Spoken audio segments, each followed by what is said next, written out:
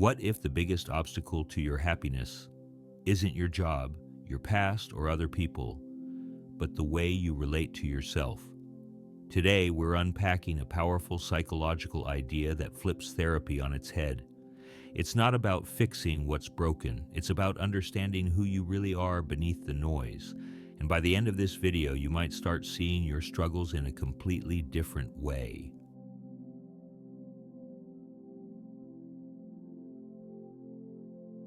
We all have moments when we feel stuck, anxious, disconnected, like something inside us just isn't working right.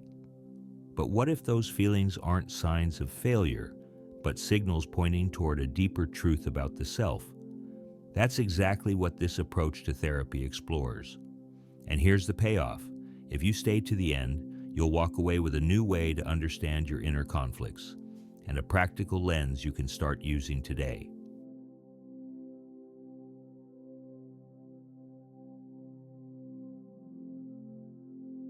This is a summary of The Self in Therapy by Levin, Jerome D. Ph.D.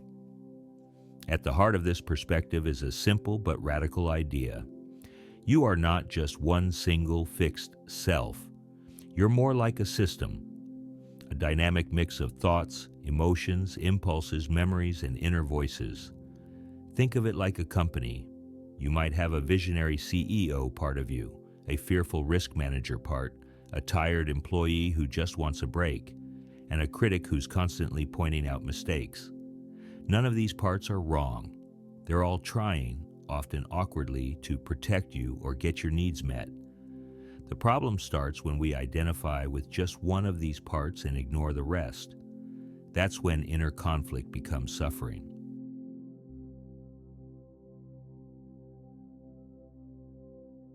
Here's where it gets interesting. Instead of seeing symptoms like anxiety or depression as enemies, this framework treats them as messages. Messages from parts of the self that feel unheard, overwhelmed, or pushed into the background. Imagine someone who feels constant anxiety. On the surface, it looks like a problem to eliminate. But underneath, that anxiety might be a protective part saying, "Hey, I don't feel safe. Slow down. Pay attention." When therapy only tries to silence that voice, the fear often comes back louder later. But that's only half the story. Another key idea is that many of our inner struggles come from rigid self-images. You might think, "I'm the strong one," or "I'm the responsible one," or "I'm the one who always keeps it together." Those identities can be useful until they trap you.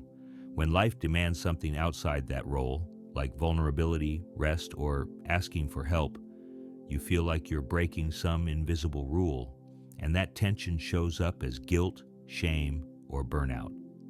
Now, this is the part most people miss. Therapy, in this model, isn't about replacing a bad self with a good one. It's about expanding your capacity to hold multiple parts of yourself at once. You don't erase the angry part. You don't destroy the scared part. You get curious about them, you listen, you negotiate, you integrate. There's also a deeper layer here.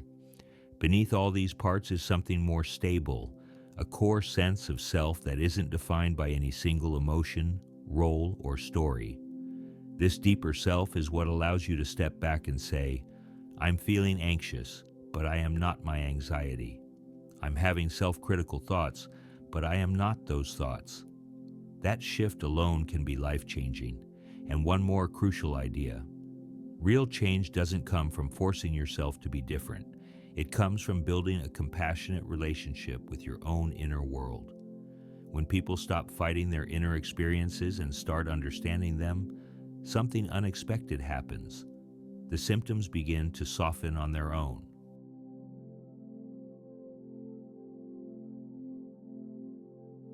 So what can you actually do with this? Here are a few simple takeaways you can start applying right now. First, when a strong emotion shows up, don't ask, "How do I get rid of this?" Ask, "What is this part of me trying to protect or communicate?" That question alone changes your relationship with your feelings. Second, notice the roles you've locked yourself into. the helper, the achiever, the tough one, the peacekeeper.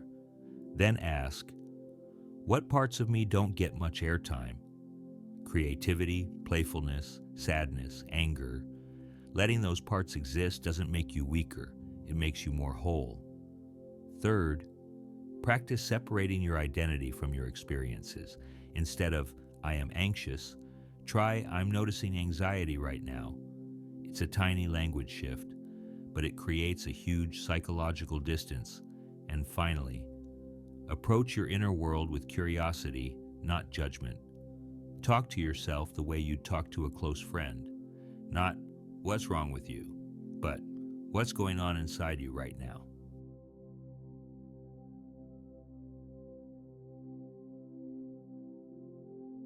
So here's the big takeaway. You are not broken, you are complex, and your struggles aren't signs of failure, they're signals asking for understanding. When you stop fighting parts of yourself and start listening to them, real change becomes possible. If this perspective resonated with you, take a moment to reflect. What part of you has been trying to get your attention lately? And if you found this helpful, hit like, subscribe for more deep dive psychology content, and drop a comment about what you'd like to explore next. Because the more you understand your inner world, the more freedom you gain in the outer one.